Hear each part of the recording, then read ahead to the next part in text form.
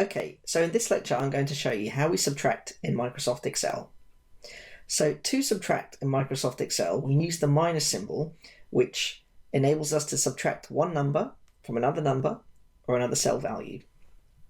So just looking at our examples, here we have 50 and here we have 25.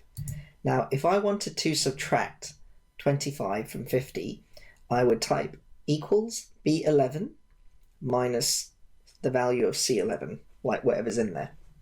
And that would give us 25. Now, similar to addition, we can basically subtract a typed value from a cell value. So when I say typed, I mean this value is something where we actually type it in the formula and it doesn't belong to a particular cell. So in this example, I've got 50 here and I want to minus 10 to give us 40. So what I would do, I would type equals B14 minus 10, and that would give us 40.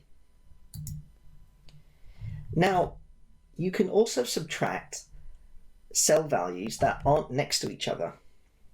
So in this example, I've got 60 here and I've got 40 here, and I want to subtract 40 from 60. So I would type equals C19 minus B17, and that would give me 20.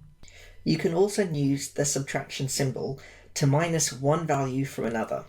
That is, if these values don't exist in a particular cell, you can still go into one cell and subtract one value from another.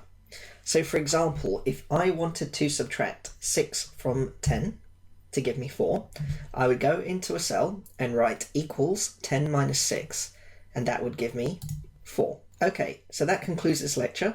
Thank you for listening and watching. Just to wrap up, you have learnt how to use the subtraction symbol in Microsoft Excel.